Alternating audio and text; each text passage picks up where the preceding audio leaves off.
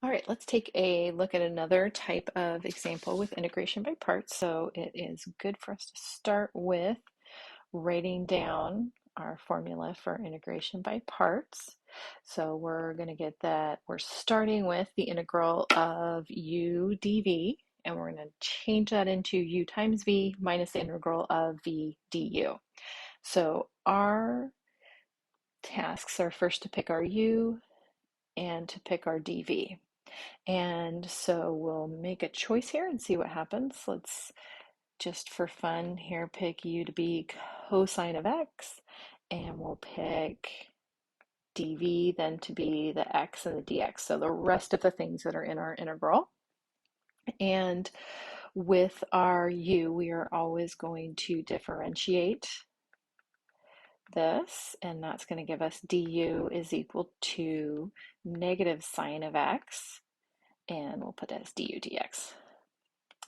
And we'll multiply that dx by both sides and get that du is equal to negative sine of x dx. So that is what's going to go in our new integral here as our du. That whole thing is going to be negative sine of x dx.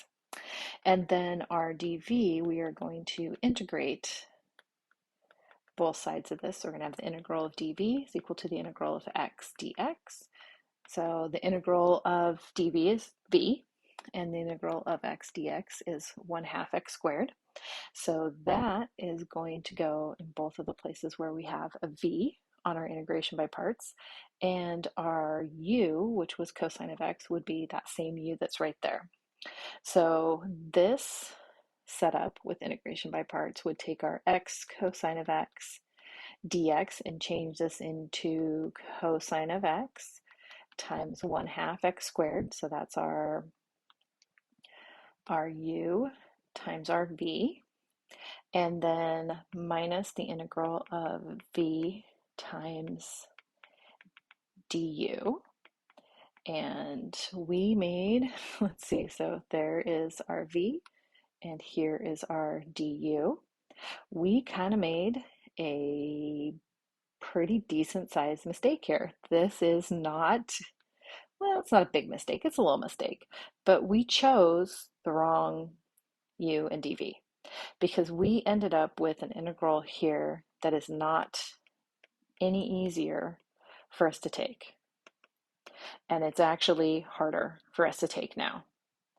And so this tells us when this happens, when we end up with something that's more difficult, that we probably made the wrong choice and we need to switch around our choice of u and dv. So instead, let's pick u to be our x, and then that would leave the dv being our cosine of x dx. So we're still going to do the same procedure. We're still going to differentiate our x here, and we'll get du is equal to, or du dx is equal to 1, or du is equal to dx. That's already looking a little simpler, which is good. And then dv, we will integrate this, and we get the integral of dv is equal to the integral of cosine of x dx. So we get v is equal to sine of x. That also seems a little simpler. So in terms of our, where everything went up above, there's our, whoops, don't be the eraser, there's our u, here's our du, and here's our v. So our integral now of x cosine of x dx is going to be equal to u times v. So again, that's our u here times our v right there, minus the integral of v du. And here's v, and here's du. And we can underline things here as well, so it's a little bit easier to see. But what we've ended up with in our integral is now the integral of sine of x. That's easier. That's something we can do. That's the whole point of this process, is to split up this integral into an integral that we can actually take. And so we are going to get minus negative cosine of x plus c. So we get x sine of x plus cosine of x plus c. And then remember, we can always check our answers by taking the function that we got and taking the derivative of it and making sure that we get back to what's inside of our integral. So we're trying to get back to that x cosine of x.